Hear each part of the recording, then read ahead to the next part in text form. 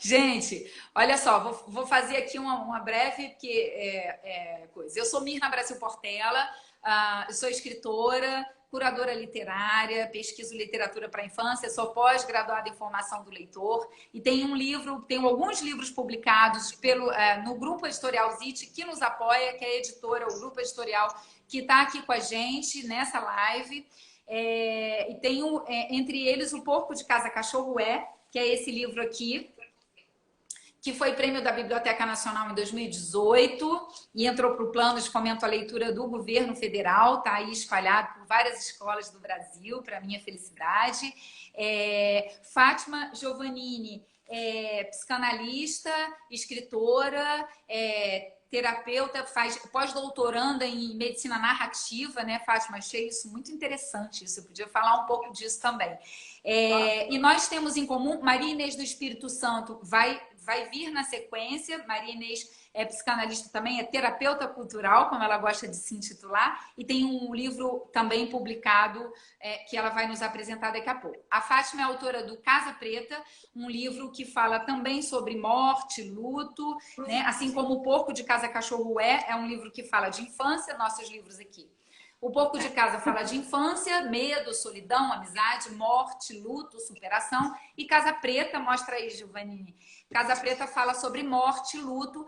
E a gente veio aqui falar da importância, né, de se falar da morte por meio de se falar da morte para a infância, né, para as crianças. E como a literatura é uma grande aliada nisso, para a gente falar desse assunto que é um tabu, que temos todos tanto medo, a gente pisa, mesmo para escolher, né, Fátima, o nome da nossa live, a gente vai botar morte. É tão tabu que a gente vai usar morte, sim, é morte, né? Por conta, a ideia veio do contexto que a gente está vivendo, de pandemia, que a morte está nos rondando, né? E o assunto é esse do momento, mas é importante falar da necessidade de se falar da morte em qualquer tempo, em qualquer contexto, porque a morte, ela está desde sempre e sempre estará, né? É a única coisa que a gente tem certeza na vida. O que nos difere dos outros seres, entre outras coisas, a palavra, a linguagem, mas é a consciência da morte. A consciência da morte é o que faz com que a gente, faz com que a vida seja tão valiosa, né? E é por isso que a gente constrói, é por isso que a gente cria, porque a gente quer dar significado para a nossa existência, né? Então, a gente está aqui, eu vou dar a voz para a Fátima agora, que vai se apresentar e vai falar para a gente sobre, não somente sobre a importância de se falar da morte, mas por que não omitir, né? Por que não omitir isso, né? Porque das crianças, né? Vamos lá, Fátima, você. Bom, pessoal, vamos começar agora de outro ponto. A morte é um tema, infelizmente, ainda tabu na nossa sociedade. Sem dúvida nenhuma, vem mudando nos dias atuais e ainda mais com a questão da pandemia, né? O tema está aí, o tema precisa ser debatido, precisa ser falado. Falar de morte é falar da vida, porque a morte faz parte da vida. E a gente está aqui querendo falar da importância de se conversar sobre o tema com a criança. Na realidade, quem tem muita dificuldade e faz um clima de medo sobre isso é o adulto. A criança, quando ela encontra um ambiente acolhedor, um ambiente receptivo, um ambiente onde tem adultos capazes de discutir o tema com tranquilidade, abertamente, respondendo as perguntas de acordo com o raciocínio da criança, com a forma como ela vai falando, a criança vai se sentindo à vontade e vai se sentindo segura. Assim como também quando acontece uma perda na família, né? A importância de ter pessoas que possam acolher essa criança falando sobre o tema. E a gente acredita e a gente aposta muito na literatura infantil como um recurso importante para discutir esse tema. Não só para as crianças, pessoal, para o adulto também. Eu venho há muitos anos pesquisando livros infantis que abordam o tema da perda, da morte, do luto, e eu comecei essa pesquisa há quase 20 anos atrás, e eu fui ficando impressionada com a qualidade dos textos, né? De como esses textos são importantes para abrir a possibilidade dessa conversa. É como a Mirna falou, a literatura, ela alcança o sujeito, ela alcança a pessoa... Travou.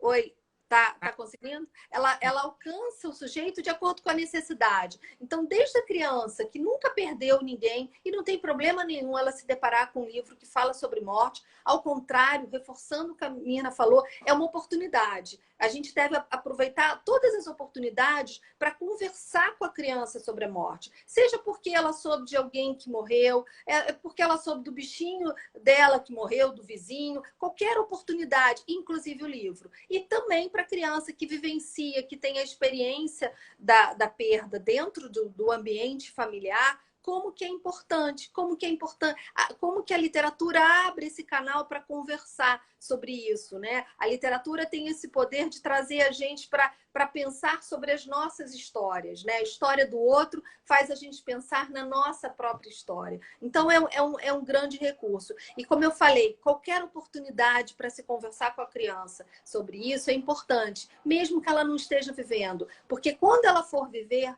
essa situação, porque em algum momento ela vai viver, seja na infância, seja na adolescência ou na fase adulta, ela vai ter esse arquivo, né? Ela vai ter esses recursos para lidar com a dor. Ela vai ter esses recursos para lidar com essa situação. A morte é um conceito que a gente vai construindo ao longo da vida. Começa de pequenininho e vai amadurecendo, vai ampliando esse conceito de acordo com o desenvolvimento cognitivo da criança. Mas é um conceito que nunca se fecha, nunca está completo. Nós, adultos, ainda estamos às voltas com esse conceito. A gente ainda vive tentando dar um sentido, dar um significado para isso. E a criança também. Ela começa lá atrás, a criança muito pequena, um bebê, ela não sabe ainda o que é a morte, mas ela já começa a vivenciar a ausência.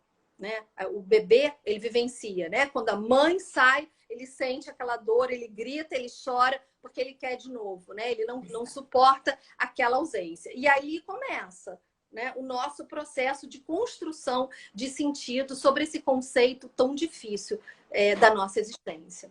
Isso.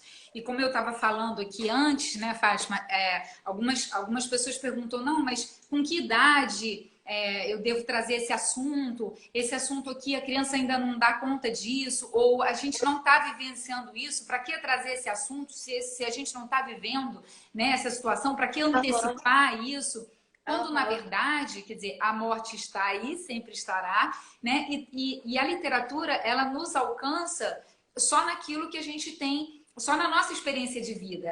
A gente só consegue alcançar o que ela tem para dar de acordo com a nossa experiência. Portanto, se a criança não está vivendo aquilo, não tem nenhum problema, porque aquilo não vai ser nenhuma questão para ela, né? E de verdade, o que você está fazendo ao trazer o assunto, ou mesmo nem de propósito, às vezes você pega um livro e está lá o assunto morte, as famílias ficam sempre assustadas, nossa, não, isso aqui não pode, eu vou tirar, isso aqui está inapropriado, quando na verdade o que você precisa, o que é importante é que você está criando um repertório para aquela criança. Porque a literatura, a gente tem vivências, ela nos oferece vivências outras que não são nossas, ou vivências que se conectam com as nossas vivências, né? Com aquilo que está vivendo. Então, se a criança está naquele momento, ela vai poder elaborar aquilo, isso vai ajudar, né, a elaborar, né? Mas se não está, ela ali está formando um repertório, criando uma narrativa, um repertório que ela pode acessar mais na frente quando um dia precisar e precisará, né? Não se sabe em que idade, em que momento, mas precisará mais de uma vez, né? Então, não falar, o não dito, eu estava falando aqui antes, o não dito, ele é muito ruim, né? De tudo aquilo que nos assusta, que nos causa angústia, porque a fantasia, né, daquilo que nos assusta, sobretudo na infância, ela é fantasmagórica, ela é quase fantasmagórica, né? Ela é assustadora. Então, poder falar das dores, poder falar dos medos, poder falar das coisas que nos dão, que nos trazem angústia, é uma oportunidade de confortar e de confrontar aquele medo e aquela angústia, né? Então, eu acho que não tem idade, né, Fátima? Não tem problema, né? A criança ter 1 ano, 2 anos, 3 anos, e aí tem o assunto morte no livro, e a gente fica desesperado porque quer proteger, estava falando isso também antes, né? Os filhos das dores do mundo, como se isso fosse possível, né? Porque nascer já é uma dor, né? Nascer já é a dor de sair do lugar quentinho, de sair do lugar seguro, que é o útero, para um mundo que, claro, que dói, que machuca, né? Então, assim, é inevitável e chega a ser uma injustiça, chega a ser desonesto com os filhos, porque eles vão se deparar com as dores. Se você tem a oportunidade de abordar um assunto, que é um assunto delicado, com afeto, com amor, né? com a tua visão de mundo, do jeito que você... e acolher o filho e trazer aquele assunto de uma forma amorosa, é muito melhor do que deixar esse assunto chegar, né, para uma criança que está completamente despreparada, né, que não sabe nem como lidar com aquilo. Então, preparar os filhos para o mundo é não querer trancá-los numa bolha, porque isso é impossível. Né? Inclusive na literatura. A literatura também não pode ser uma bolha. Afinal de contas, a literatura é a vida se confunde com a literatura. Né? Na realidade, para isso, o adulto precisa se preparar. Porque o adulto, o que eu entendo é que o adulto tem muita dificuldade de conversar sobre isso com a criança, porque ele próprio tem muita dificuldade. Muitas vezes ele próprio também não teve um suporte para discutir abertamente isso. Então, às vezes, ele nem sabe como fazer. Fica muito sempre a ideia de que vai traumatizar. Vira e mexe, eu recebo pedidos de pais para orientar quanto ao que fazer quando alguém da família morre, né? Então, o que eu faço? Conto, levo pro cemitério, né? A criança pode participar de um velório, a criança pode ir ao hospital e ver como que o pai, ou como que o avô, a avó está. Então, a gente sempre conversa sobre isso. Então, porque a gente vê que o adulto tem muita dificuldade de lidar com isso. E o que eu sempre falo é pergunte para a criança, ela quer ir? Conte para ela o que aconteceu e pergunte. Pode ser que ela não queira ir. Como tem adultos que não querem, que preferem não ver também. Pode ser que a criança não queira. Mas é importante oferecer para ela a oportunidade dela se despedir, se ela quer. Dela realizar, né? Para ela concretizar. Exatamente. Porque a criança, nós adultos também, mas a criança precisa muito da concretude. O adulto também, muitas vezes é tão difícil perder alguém quando não se vê o corpo, né? Não se vê concretamente. E isso é uma coisa que a gente está vendo muito agora com a pandemia, porque os familiares não estão podendo se despedir e a gente sabe que isso vai ter consequência lá na frente nesse processo do luto. Então, a criança ela precisa dessa concretude, ela precisa participar dos rituais. Então, uma coisa que eu tenho falado muito, né? Atualmente não é possível fazer nenhuma cerimônia presencial. Então, estão fazendo missas e outros eventos religiosos virtualmente. Chame a criança para participar. Pergunte se ela quer participar. Porque é importante que ela possa dividir com vocês, com os familiares, o que todo mundo está sentindo. Acontece muitas vezes, quando falam para a criança, o vovô foi viajar, ou a titia foi embora, foi não sei para onde, a criança se sente extremamente abandonada, né? A sensação de abandono já é uma sensação que a gente tem quando a gente perde alguém e sabe que morreu. Por incrível que pareça, a gente sabe que não foi opção da pessoa, mas ainda assim fica uma sensação de abandono. Poxa, como é que me deixou aqui? E imagina pensar que essa pessoa viajou e nem se despediu de mim. Né? Que esforço que a criança tem que fazer, um esforço psíquico, para dar conta dessa história, para buscar o que aconteceu. E depois de se deparar com a falta de verdade, né? Mais para frente, assim, é sempre bom falar a verdade para as crianças e tem jeito de falar a verdade. Né? Mesmo que a verdade seja cruel, muito mais cruel, é desonesto, né? Não, porque a criança percebe que tem alguma coisa errada, claro. né? Agora, Fátima, vou precisar chamar a Inês, porque a gente Tá já certo. passou um pouquinho da metade do tempo da live, que é de 1 hora. Então, eu fecho aqui, né? Você fecha, eu vou chamar a Inês. Inês, Tá você jóia. tá aí? Vou chamar. Tchau, pessoal. Obrigada, Fátima. Obrigada pela participação. De repente a gente continua. Vamos ver como é que vai ficar. Tá Mas jóia. se não continuarmos, se você quiser fazer aí um tchau, uma despedida, uma pré-despedida, caso a gente não volte.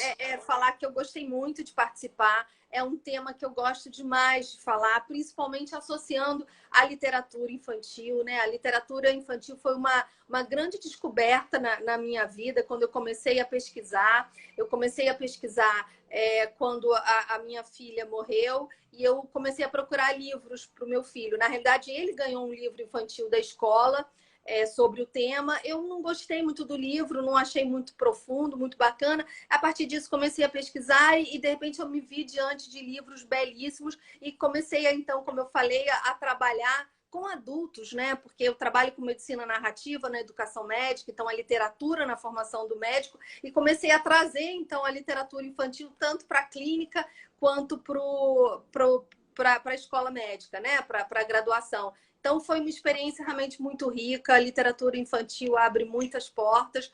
Um beijo para vocês. Obrigada a todos que Obrigada, vieram. querida. Até a próxima. Vou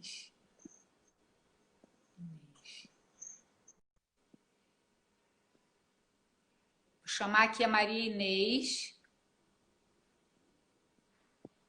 Estou atrás aqui da Maria Inês. Maria Inês, manda um alô para mim, para eu chamar você, que eu não estou vendo você aqui. Maria Inês. Maria Inês. Cadê você, Maria Inês? Maria Inês. Opa. Vou chamar você. Eu quero te convidar. Pronto. Recebeu? Maria Inês chegou. Olá. Maria Inês, você recebeu o convite? Tem que aceitar. Tchum. Aceita aí o convite. Alô, alô. Sim, gente, eu vou deixar a live gravada. Tem um pedaço que entrou lá no meu outro Insta, porque é uma confusão isso que ficou. Mas eu acho que a gente conseguiu trazer todo mundo aqui para o oficial. E agora vocês já sabem também do meu Insta oficial. Quem quiser pode me seguir aí no meu Insta oficial.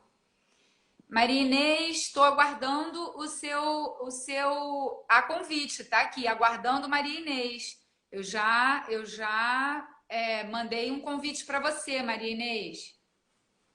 Alô, alô. Maria Inês, tem um convite para você pendente. Vou mandar de novo, transmitir ao vivo, aguardando Maria Inês. Agora vai conectar, eu acho. Está conectado. Oi! Nossa, que coisa difícil! A gente vai conseguindo aqui. Tá todo mundo estreando, gente, na live. Não estava chegando o convite aqui, não. Demorou a chegar o tal convite. Agora chegou. Então, boa noite, bom estar aqui. Maria Inês, do Espírito Santo, escritora, terapeuta cultural, como você gosta de se intitular, né? Maria Inês está fazendo um mestrado e é educadora e tem publicado aqui no Grupo Editorial Zit, que nos apoia nessa live, o livro Enquanto Papai Não Volta, que foi publicado pelo selo Escrita Fina, olha aí o livro, do Grupo Editorial Zit, e que fala de perda também, de um pai que vai, que não volta ou volta. Fala um pouco pra gente, Maria Inês. Fala um pouco de você, do seu trabalho, do seu livro. Boa noite. Eu estou distante do Brasil, né? E estou contente de estar podendo ver aí os amigos me prestigiando a literatura. Mina, obrigado pelo convite. A história aqui é a seguinte. Enquanto Papai Não Volta é um livro... Bom, você falou de mim e eu vou esclarecer. Na realidade, eu me chamo de terapeuta cultural desde que eu comecei a usar os elementos da cultura e as histórias, os mitos indígenas, algumas coisas de música e trabalhos no consultório de psicanálise. Eu sou uma psicanalista clínica e quando eu comecei a usar isso, eu mudei a minha forma de me chamar e passei a me chamar terapeuta cultural. Eu digo que fui eu que inventei. Então, não tem uma sociedade de terapeutas culturais. Tenho eu. Mas existem outras pessoas que trabalham assim e que seguem o nome padrão. Bom, Enquanto Papai Não Volta é uma história que como a Casa Preta, é baseada numa história verídica. Não é uma história inventada. Aconteceu, eu estava fazendo a formação em psicanálise, estava fazendo um estágio numa clínica psiquiátrica. E me pediram para cuidar de uma criança, porque as crianças não podiam entrar, e o pai da criança estava internado. E aquela criança desesperada, ali chorando, porque queria ver o pai, e me pediram, você não pode cuidar dele um pouquinho? Eu fiquei ali com a criança, e o que você vai dizer para uma criança numa situação dessa? Eu comecei a perguntar sobre a vida dele. E ele começou a me contar que o pai passou mal e sumiu. O pai foi internado, ele não via mais o pai. A clínica era uma clínica que tinha até arame farpado em cima. Então eu imagino o que na cabeça daquela criança passava quando ele chegava ali e ainda por cima não podia entrar. E eu fiquei conversando, perguntei o que ele fazia e ele foi então contando que ele ficou com medo e que aí a professora chamou a mãe. Enfim, essa é uma história que foi ele que me contou. A história foi ele que me contou. E no final, quando ele falou que ele ajudava a mãe a vender pastéis, ele mudou. Ele parou de chorar e ele já estava alegre. Ele já não estava mais triste. E então ele tinha me ensinado o que é a continuação da vida depois de uma perda. E eu escrevi Enquanto Papai Não Volta, sem dizer por que o pai estava longe. Então um dia o papai foi para longe da gente. O que aconteceu não importa. Então, por conta disso, esse livro serve e serviu a muitas e muitas pessoas, crianças e adultos de vários lugares diferentes. Ele foi lançado a primeira vez em 1989, pela editora Vozes. Olha aqui. Olha. E esse livro esgotou. Eu não sabia disso.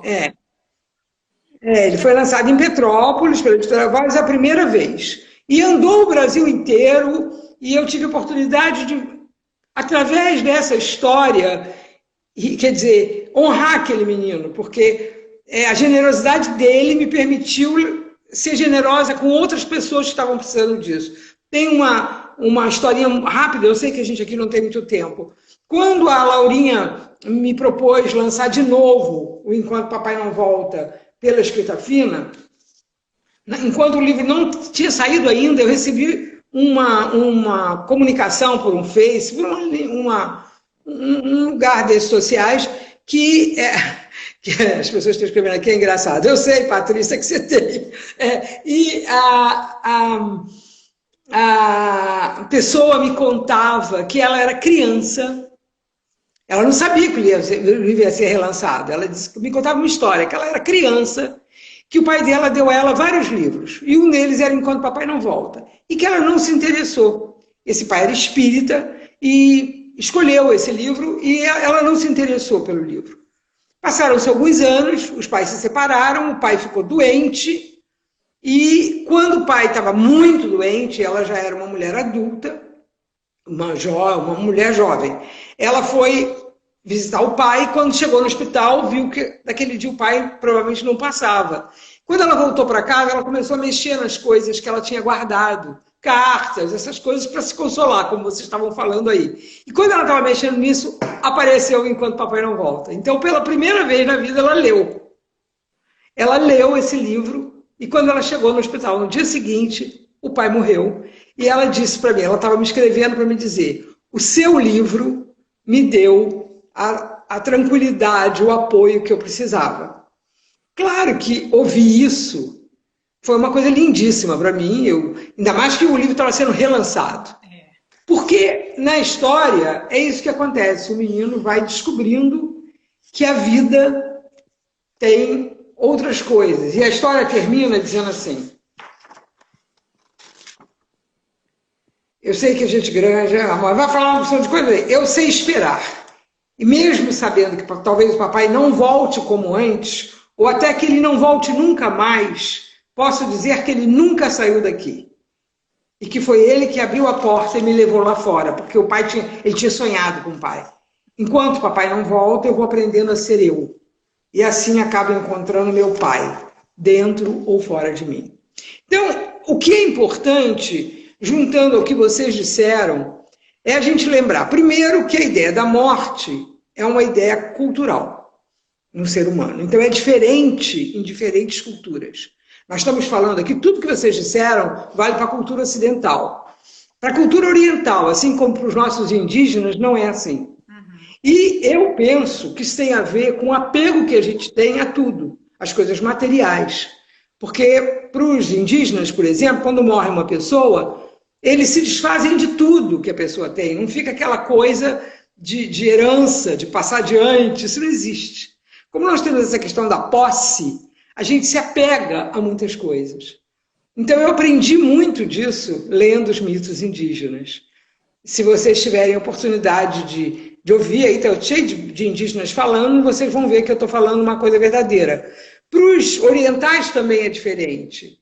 Então, a gente tem que prestar atenção que nós estamos falando uma coisa focada no tipo de educação que a gente tem. E esse tipo de educação, a gente trabalha com símbolos, né? A gente trabalha muito com símbolos. Por isso é que a literatura ajuda. Tudo isso que você disse, Mirna, tudo isso que a Fátima disse, é evidente que isso tem a ver, porque a gente vai oferecer, através da literatura, símbolos para a criança lidar com os sentimentos dela. Agora, eu acho que a diferença entre a forma das pessoas perceberem isso tem a ver com toda a forma com que ela é criada. Né? As pessoas... Nós estamos vivendo agora a pandemia. A pandemia trouxe para nós, a gente queira ou não, a morte entrou dentro da nossa casa. A porta pode estar trancada para a gente sair, mas a morte está dentro da nossa casa, quer a gente queira, quer não. E não é só através do noticiário de TV. Claro que o noticiário de TV traz a notícia, mas a percepção do perigo que existe sempre, porque na realidade, como diz Guimarães Rosa, viver é muito perigoso. Então é o seguinte, não tem essa, não existe segurança em nada na vida, mas a gente fantasia que existe. Então, por isso é que é importante, não só na hora da perda, não só para preparar, eu prefiro falar em perda do que em morte, porque eu acho que o que dói na morte é a ausência, é a perda, é a saudade. É isso que dói. A gente, também porque a gente se apega ao outro.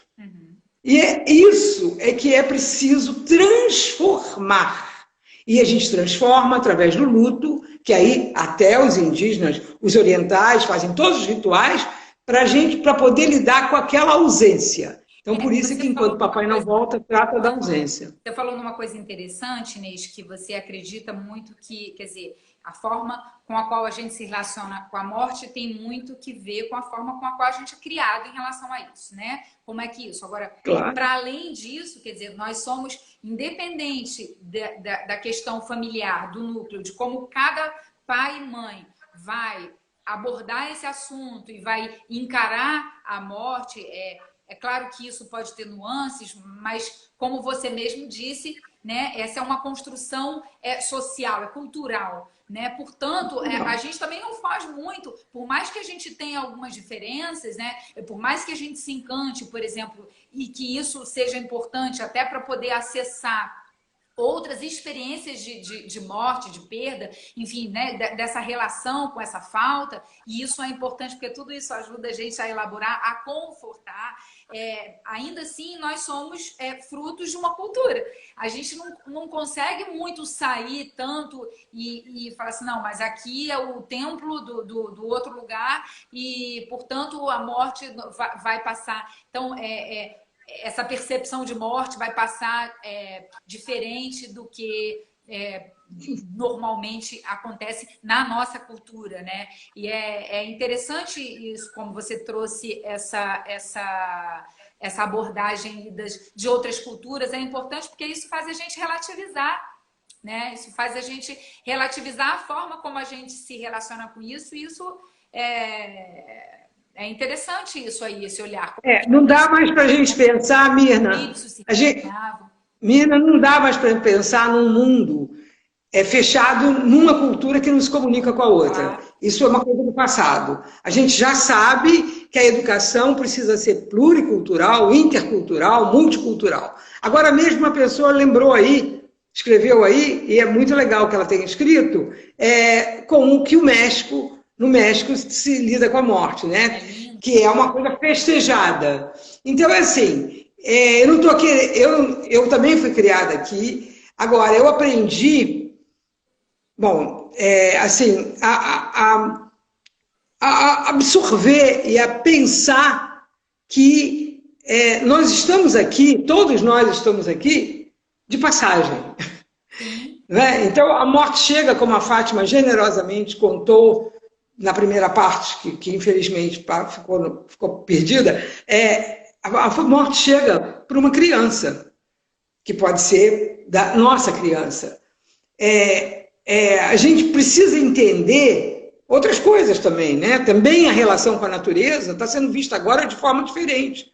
Né? Vocês falaram aí, antes você falou sobre a questão da consciência ou não consciência que o animal tem da morte. Não é a consciência que a gente tem, mas ele tem a percepção da morte o tempo todo, até porque ele nunca se distanciou disso. O que nós fizemos foi nos distanciarmos da natureza. Então, por isso, os elefantes, ao saberem que vão morrer, eles vão procurar o lugar para morrer. Por isso... E o salmão, e o salmão que volta, isso é tão bonito, o Inês, que você falou, o salmão, ele sai, a fêmea vai lá, faz a desova no rio, e esse salmão nasce, depois de um tempo, quando ele está pronto para ir para o mar, ele vai do rio, ele vai para o mar, vive a vida dele no mar, e quando ele está perto, quando ele tem que desovar, ele volta para o rio, muito provavelmente esse rio onde ele nasceu, e lá ele faz a desova e morre. Olha que coisa mais linda isso, né? Então é isso que eu queria trazer, que é a integração com a natureza, que é a relação multicultural, que é a relação... Isso é que vai facilitar. Eu acho que a literatura, como portal, é fundamental, até porque a literatura nos leva onde os nossos pés não alcançam. A literatura leva a gente ao tempo que já passou. E é no tempo que já passou que a gente encontra força para o tempo que virá. A literatura leva a gente a sonhar com um tempo que virá. E esse tempo que virá está aqui hoje, plasmado por nós. Então, claro que a literatura tem... Que você falou, e é verdade, que bonito isso. As conversas são para isso, para que a gente possa trocar, se aproximar, se fortalecer. É para isso que serve o diálogo. Uma coisa, né, Inês, que no seu livro, o Enquanto o Papai Não Volta, ele aqui, ele deixa em aberto, né? Esse pai que vai e que não volta, mas que tem a possibilidade de voltar, de não voltar. E aí, nesse sentido, a gente fala de morte, quer dizer, a morte ela não é só a morte física, né? Como você bem disse, a perda, a falta, é a morte que pode ser também a morte de um amor, a morte da infância, a morte de alguma coisa que ficou para trás e que exige um esforço de crescimento, de superação. Quer dizer, a morte ela está em muitos lugares, ela não está necessariamente, né, na morte física, né? E exatamente. Se você quiser como falar educadora, vai adorar ouvir. Como educadora, eu quero trazer um registro importante, que eu acho, que existe na nossa cultura a mania e o hábito de que, como os pais e também os professores, fazem com que a criança não consiga lidar com a perda. Então é assim, quebrou um brinquedo, eu compro logo um novo no dia seguinte. Um cachorrinho morreu, não dá tempo de viver o luto, já vou comprar um outro cachorrinho. É como se tudo pudesse ser. Isso faz parte da sociedade que a gente vive, que é uma sociedade de consumo. Só que com a vida não é assim. Com a vida você não consegue repor. Então, como a gente não lida bem com as perdas, como a gente não lida bem com as frustrações que perdas são, e que a gente precisa aprender a lidar com elas, a gente tende a criar um mundo artificial. Por isso é que existe essa coisa de estender a vida até uma forma cruel de manter uma pessoa em CTIs durante anos, às vezes. Então, tudo isso faz parte desse assunto que a gente está lidando. Tudo isso é possível ser transformado, porque eu não acho que a gente prepara a criança. Eu acho que a gente ajuda a criança a ir transformando um conceito que não está de acordo com a realidade em outra coisa. A gente nunca está preparado para isso. Né? A gente nunca está preparado para isso. O que a gente tem é que criar repertório, instrumento, né? Para poder ajudar a lidar com aquilo, para confortar, né? Para saber, né? Para elaborar, mas preparado... Quanto menos apego tiver, Mirna, mais preparado nós estamos. Porque se é inevitável, a morte é a única coisa certa. Então tem aquela fala do Pascal que é morrer de vida, viver de morte. Que quer dizer o quê? Que no nosso corpo as células estão morrendo o tempo todo. O que a gente se alimenta para fazer as células viverem são coisas que morreram. Então a gente vive de morte. A gente vive de morte. A gente vive de morte. E morrer de vida é levar essa chama. É isso que eu vivi. Morrer de vida, levar a chama. É muito curioso que a morte, né? A gente trazendo aqui a questão da morte para as crianças, né? É muito curioso que as famílias, os educadores, enfim, não se incomodem quando a morte vem no cinema, num filme. Por exemplo, agora, recentemente, o Gregório do Vivier fez um vídeo onde ele fala, né, que é curioso, porque no Bambi... A mãe do Bambi morre logo no começo. Eu me lembro, eu criança, eu ficava tristíssima, eu chorava aquilo. O Bambi, mamãe, mamãe, no meio do incêndio, na floresta, né? E eu pequena ouvindo. O Rei Leão, o pai do Rei Leão morre também, logo veio uma morte trágica, né? Quer dizer, e isso não assusta, né? Ninguém reclama, né? Quando isso vem no cinema, ou você pega uns videogames, uns jogos que são terríveis, que tem matanças, zumbis, morte, ninguém se importa. E aí, quando chega na literatura, não, peraí, esse negócio tá... Não, isso aqui eu não quero abordar. Uma vez eu vi uma palestra do Walter Ugumãe que ele dizia isso, não era o assunto morte, era um outro tabu qualquer, que agora não lembro, mas o livro dele foi proibido numa escola, e ele dizendo que ele tinha adorado que o livro tivesse sido proibido, porque isso mostra, quer dizer, é um assunto abordado em outras tantas plataformas e tudo, né? E como... Isso mostra a força da literatura, como a literatura ela realmente é impactante, né? Como é que você vê isso? Como é que coisa, que contradição é essa, né? Que ninguém quer saber da morte em se tratando de crianças, né? Que incomoda tanto, que deixa as famílias, os adultos desconfortáveis com isso. Acho que é um engano aí de que a fantasia está separada da vida. Então, quando se cria uma história em fantasia, os pais, os educadores, acham que é só um desenhozinho. E quando é para falar da vida real, agora só que é preciso a gente saber que tudo que se imagina, né, a imaginação, ela é a própria vida. Aquilo que a gente plasma, por isso que é tão perigoso, e é muito perigoso. Que não existe. Sim. Não, por isso é que é imaginar, né? Porque se você existisse, não era imaginar. Então é assim, não existe materializado, mas já existe em potência. As coisas existem em potência. e se materializam. Então, é assim, o que eu acho que é importante, claro que censura existe para todos os temas, como você está dizendo aí. Imagina, vivi isso como educadora muito, de censura para temas, normalmente maior é para tema da sexualidade. Mas o que a gente tem que pensar é que nós estamos num mundo em transformação. Então não é ficar batendo nessa tecla, mas dizer, tá aí, eu não tive essa dificuldade que enquanto papai não volta, porque tem uma coisa metafórica, porque não é dito, esse pai aconteceu isso. Eu acho que isso cai na criança e também no adulto melhor. Tanto que você vê, era uma mulher que estava me procurando para contar essa história. Isso assenta melhor, porque e também porque eu entro na história como menino, quer dizer, o menino não me contou que sonhou com o pai, na história eu criei que ele sonhou com o pai.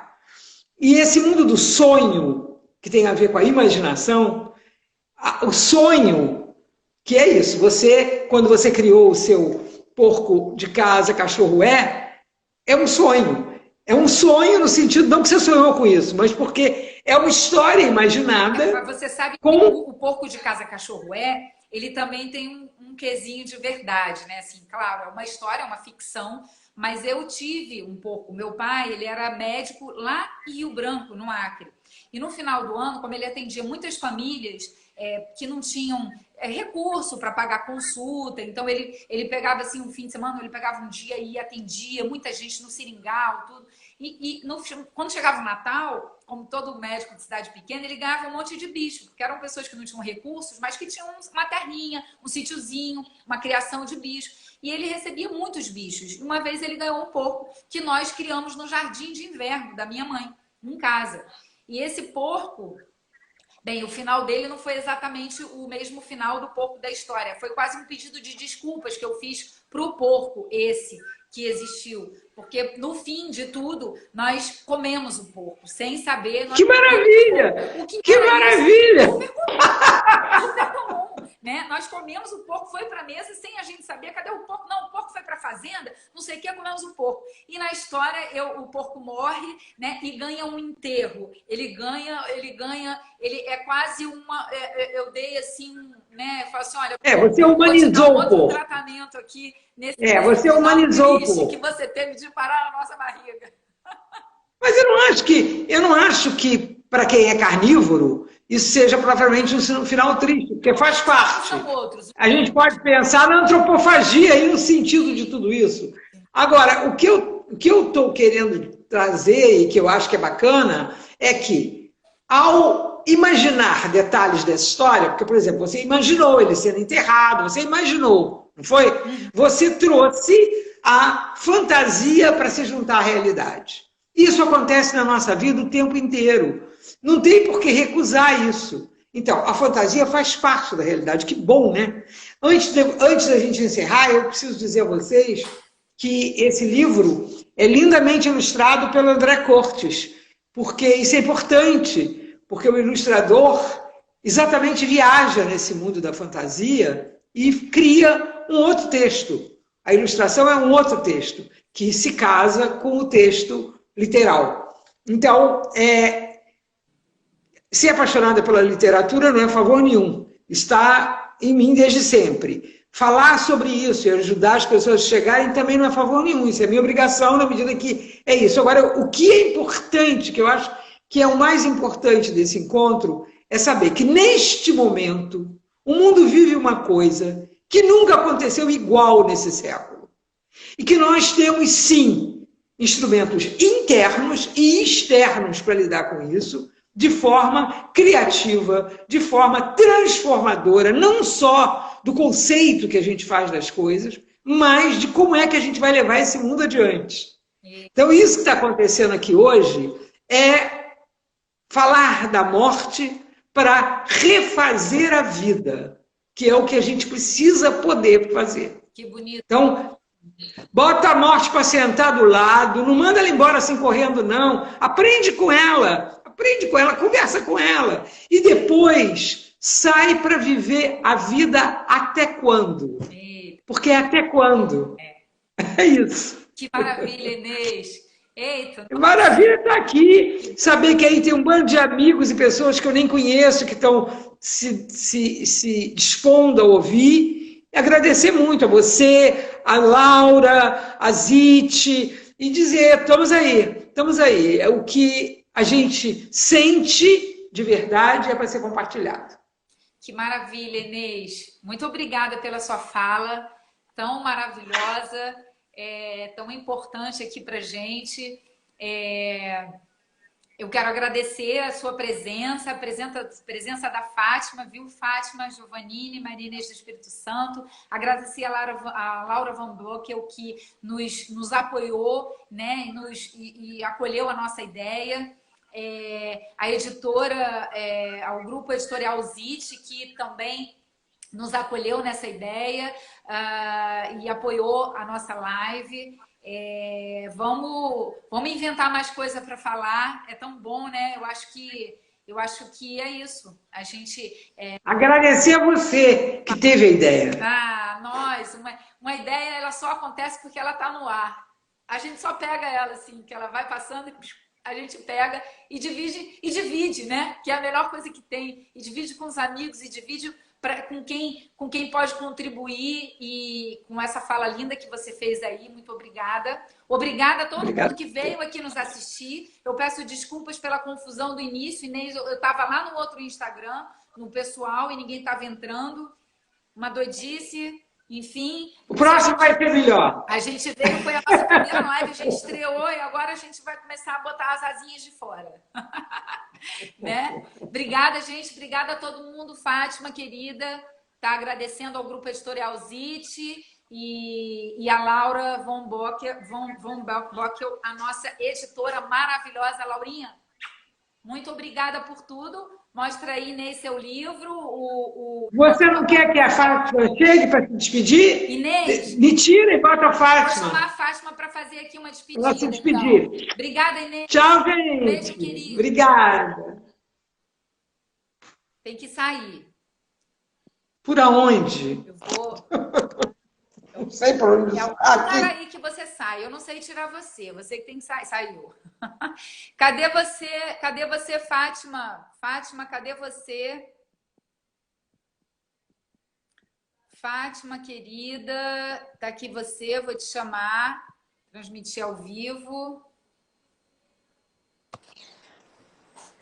Ai, pessoal, olha que delícia poder voltar, porque assim... Falas lindas, histórias lindas. Eu sou muito encantada com essas edições. Eu conheço a obra de vocês eu conheci a obra de vocês antes de conhecer vocês. O livro de vocês já está lá no meu consultório, na minha coleção de livros infantis, assim, há muito tempo. E é uma honra estar dividindo aqui com vocês, assim, maior orgulho da Casa Preta fazer parte desse grupo tão bonito. Casa Preta e Porco de Casa. Estamos juntos. Sigamos, gente. Beijo, obrigada gente. pela presença. Um abraço. Obrigada, Fátima. Beijo, Tchau. Laurinha.